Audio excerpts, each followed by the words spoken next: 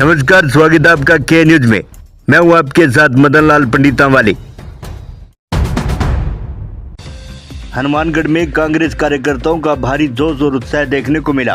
Akhil Bharatiya Congress committee के आह्वान पर जिला कांग्रेस कमेटी द्वारा आयोजित नारी न्याय एवं कार्यकर्ता सम्मेलन जंक्शन स्थित सारस्वत भवन में संपन्न हुआ।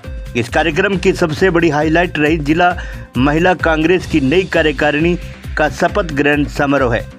सारस्वत भवन में आयोजित इस प्रभावशाली राजनीतिक कार्यक्रम में महिलाओं की भारी भागीदारी ने आगामी चुनावों और संगठन की मजबूती का संकेत दिया। कार्यक्रम की मुख्य अतिथि प्रदेश महिला कांग्रेस अध्यक्ष सारिका सिंह रही।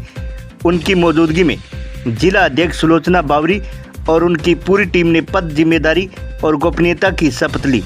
मंच पर विधायक अभिमन्यु पुनिया, जिला अध्यक्ष मनीष मक्कासर और पूर्व मंत्री पवन गोदारा समेत कांग्रेस के कई दिग्गज नेता मौजूद रहे।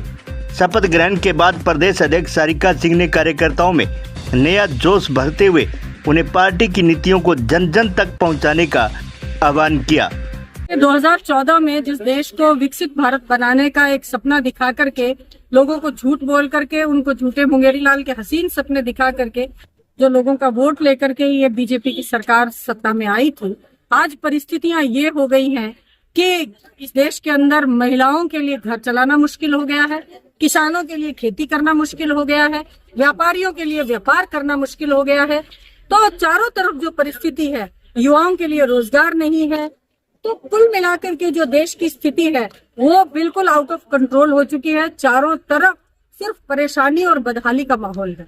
आज जो इनकी करतूतें हैं, बीजेपी की नरेंद्र मोदी और अमित शाह की जो करतूतें हैं, इनके नाम एप्स्टीन फाइल में है।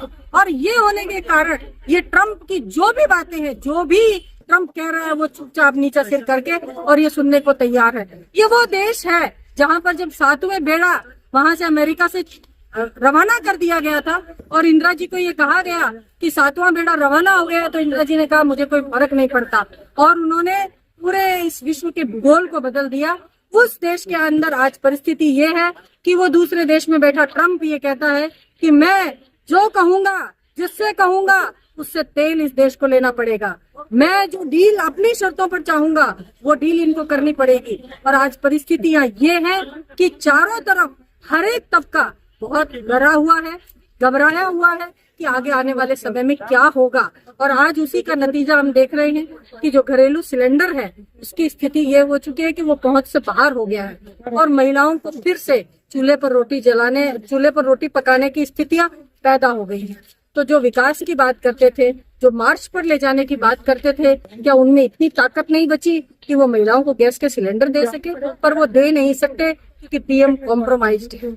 वो कॉम्प्रोमाइज हो चुके हैं ट्रंप के हाथों, क्योंकि उनके कच्चे चिट्टे उनके पास, इसलिए वो डर रहे हैं कि अगर हमने उनकी बात नहीं मानी तो ये परिस्थितियां होंगी। आज आप देखिए राजस्थान की अगर हम बात करते हैं तो राजस्थान के अंदर स्कूलें बंद की जा रही हैं। 7000 स्कूलें बंद, कम नामांकन को लेकर के बंद की जा रही है। तो जब कांग्रेस की गवर्नमेंट में हमने 90 लाख नामांकन पहुंचा दिया था, आज इनकी क्या इनकी नीतियां हैं कि नामांकन 70 लाख ही रह गए हैं और इनको स्कूलें बंद करनी पड़ रही हैं।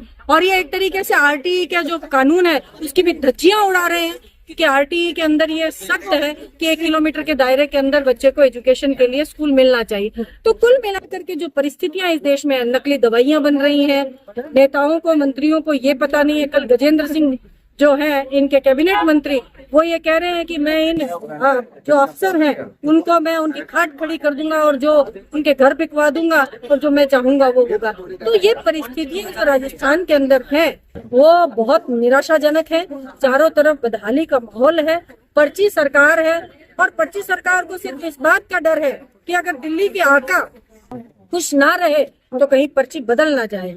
और वो इसी प्रयास के अंदर सिर्फ दिल्ली और जयपुर के बीच में फेरे लगा रहे हैं। लेकिन जो भुगत रही है वो इस देश की और इस खासकर राजस्थान की जो जनता है 2.5 साल से भुगत रही है।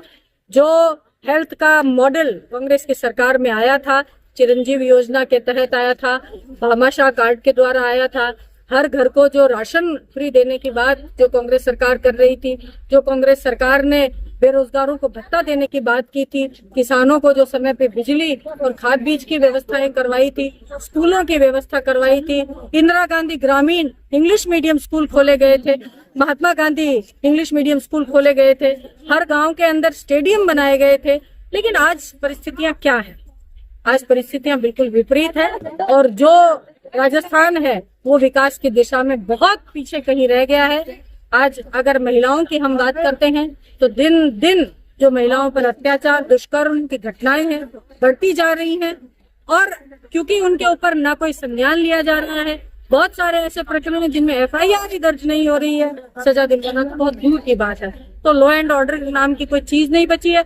हर रोज जो बदमाश हैं वो दूसरे देशों में बैठ करके यहाँ के व्यापारियों को, यहाँ के काम करने वाले लोगों को धमकियां दे रहे हैं, उनको जान से मार रहे हैं, लेकिन फिर भी सरकार सोई हुई है।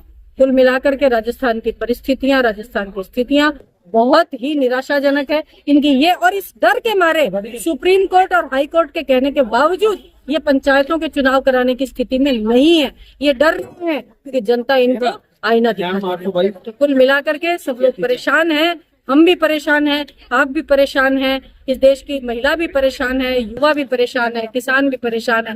खुश सिर्फ दो लोग हैं, एक अमित शाह और एक नरेंद्र मोदी। सिर्फ सम्मेलन ही नहीं बल्कि कार्यक्रम के बाद महिलाओं का गुस्सा सड़कों पर भी नजर आया। सारस्वत भवन में जिला कलेक्ट्रेट तक एक विशाल रोष मार्च निकाला गया।